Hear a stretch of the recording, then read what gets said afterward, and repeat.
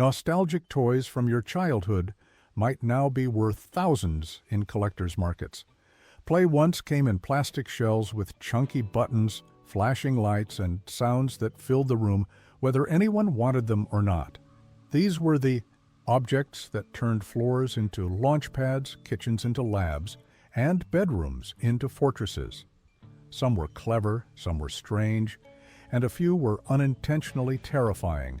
They left behind scratched surfaces, missing pieces, and memories still. Brought up at family gatherings with a mix of laughter and mild confusion. And today, some of them could fetch 6 figures in the right market. Before smartphones dominated pocket space, the Merlin electronic game offered portable entertainment that challenged both memory and logic skills. With its constellation of buttons and lights, this red rectangular gadget wasn't just a toy. It was practically wizardry in your hands. One music game tested pattern recognition skills in ways that would make modern brain training apps jealous. Mastering Merlin required the precision of a surgeon defusing a time bomb on a rocking boat. Decades later, grown adults still gather at collector conventions, eyes lighting up like Merlin's buttons, when they spot this red rectangular piece of their childhood. It's just one of those retro things kids today wouldn't understand without experiencing it for themselves. With swappable faces and accessories, Hugo converted ordinary playtime into a theater of bizarre character creation. This plastic puppet featured interchangeable faces, offering endless character possibilities. The set came loaded with wigs, glasses, mustaches, beards, and hats for your customizing pleasure.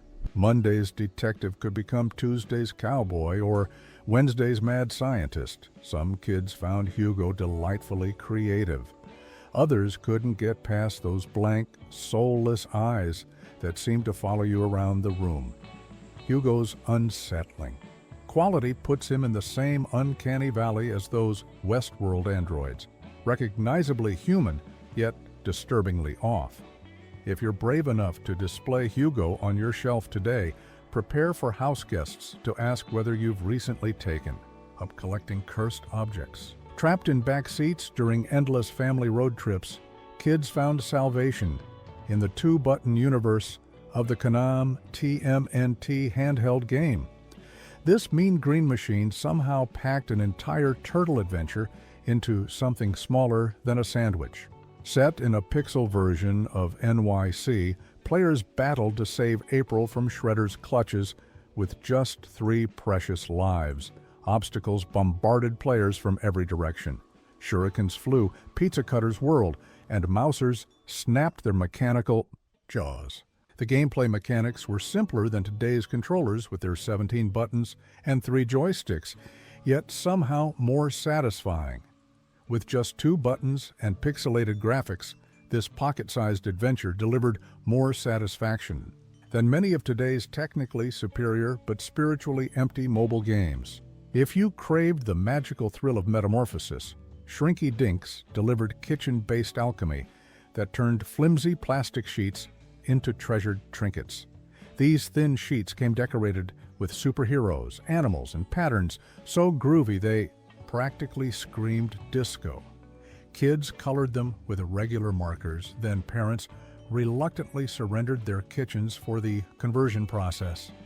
The magic happened in ordinary ovens where flat sheets curled, twisted, and shrank before your eyes, a change as dramatic as Clark Kent stepping into a phone booth. The resulting tiny plastic treasures became keychains, jewelry, or mysterious trinkets that inevitably turned up in the vacuum cleaner. When screen-free creativity seemed impossible to inspire, Shrinky Dinks turned ordinary kitchens into magical laboratories where art evolved before your eyes.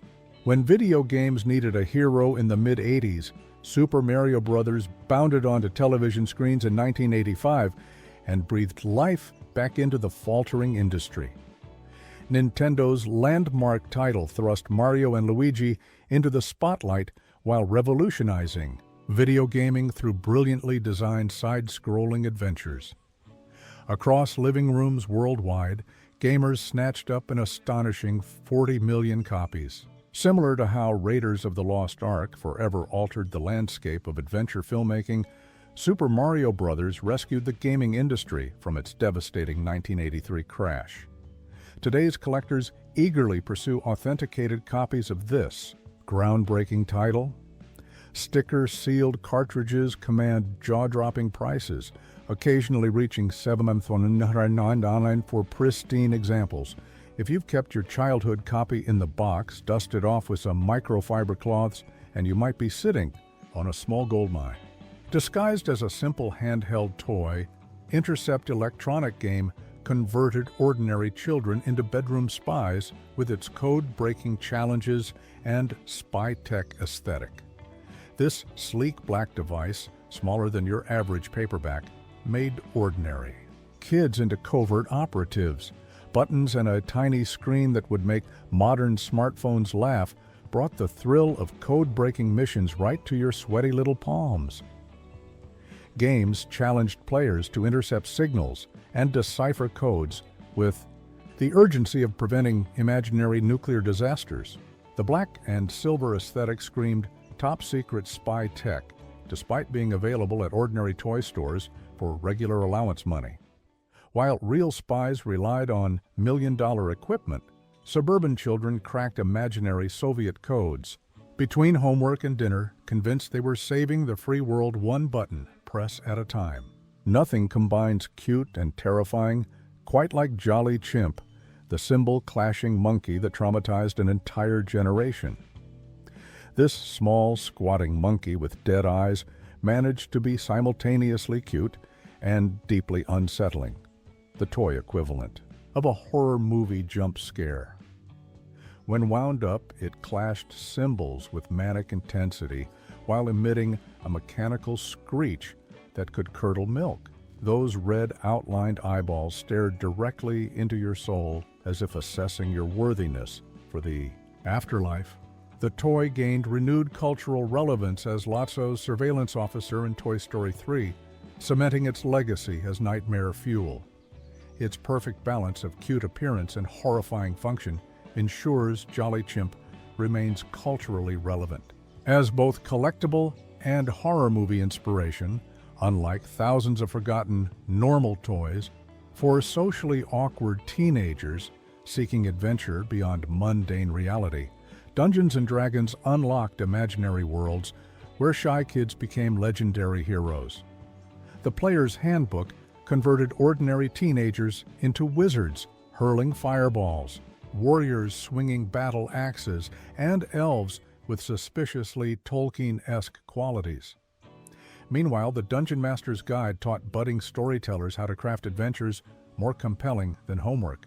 No other game has launched more creative careers, saved more troubled teens, or created more lifelong friendships than this revolutionary box of books and oddly shaped dice.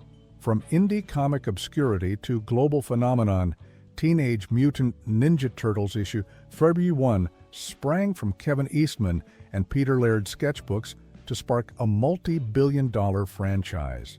Their quirky black and white creation blossomed into a cultural juggernaut spanning cartoons, movies, and merchandise empires.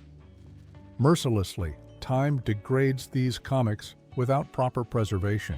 Much like fine champagne, ideal storage conditions determine whether these delicate paper treasures mature into valuable collectibles or deteriorate into worthless scraps. Relentlessly, serious collectors hunt for copies graded 9.8 by the Certified Guarantee Company, willingly investing $79,950 for these museum-quality specimens. Sharp corners and minimal fading substantially elevate market appeal. Your attic might contain a comic that's worth more than your monthly mortgage payment.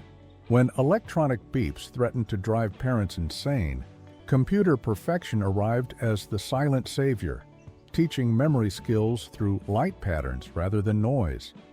This futuristic device, actually just a rectangular plastic box with light-up holes, somehow managed to be more addictive than ice cream on a summer day. Parents appreciated its silent operation after enduring weeks of electronic noise from other toys. The game displayed light patterns that players had to replicate by pressing the correct sequence of buttons. It tested cognitive function rather than button-mashing reflexes, making it the stealth broccoli of the toy world, educational nutrition disguised as fun.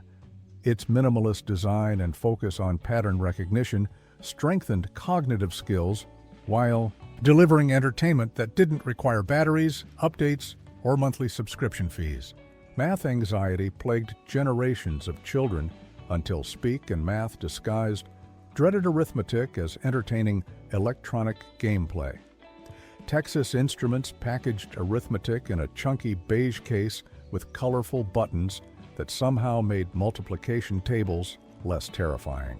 Kids voluntarily practiced math problems while thinking they were just playing with a cool gadget. The device actually talked back with encouragement, revolutionary technology before smartphones started judging our life choices. "You are correct" never sounded so satisfying coming from a robot voice. More children likely developed foundational math skills from this beige plastic box than from many traditional classroom methods of the era. With just a green grid and dual-colored discs, Othello delivered strategic depth that changed family game nights into battlefields of wits. This deceptively simple board game, just a green grid with black and white discs, became the ultimate battlefield for family game nights in the 1970s. The basic premise: sandwich opponent discs between yours to flip them to your color. The game's true genius lay in its ability to create dramatic reversals of fortune. One strategic placement could flip half the board, turning certain defeat into triumphant victory, faster than you could say revenge is sweet. Its elegant combination of simplicity and depth created strategists who understood that thinking several moves ahead applied equally well to boardrooms and classrooms years later. If you're hunting for the holy grail of Pez collecting, nothing outshines the elusive astronaut bee dispenser. Exclusively for the 1982 World's Fair, manufacturers produced just a handful of these space-themed candy dispensers, catapulting them into collecting legend. During a lazy Saturday garage sale expedition, my friend Mark casually picked one up for $5 in the 1990s.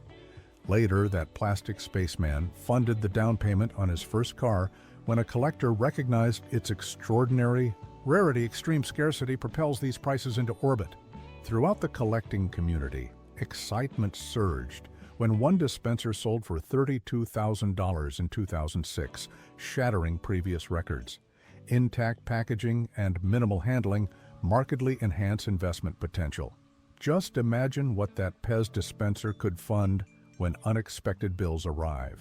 If you dreamed of programming robots before home computers existed, Big Track delivered futuristic coding concepts disguised as a six-wheeled toy vehicle.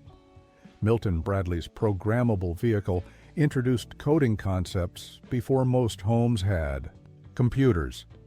Its distinctive blue body housed a numeric keypad that invited curious fingers to input command sequences. The toy accepted up to 16 sequential commands, impressive tech for an era when most toys couldn't do anything without direct manipulation. Programming Big Track to navigate around furniture legs, sleeping pets, and younger siblings' building block cities required precision comparable to parallel parking a tank in downtown Manhattan. When parents worried about children's futures, in an increasingly technological world, Big Track delivered early coding concepts through play, decades before STEM became a classroom buzzword. Innocently placed in a child's bedroom at bedtime, Baby Laugh-A-Lot would turn the peaceful darkness into horror movie territory with its mechanical wails. This innocent-looking plastic doll perched in a rocking chair concealed nightmare fuel.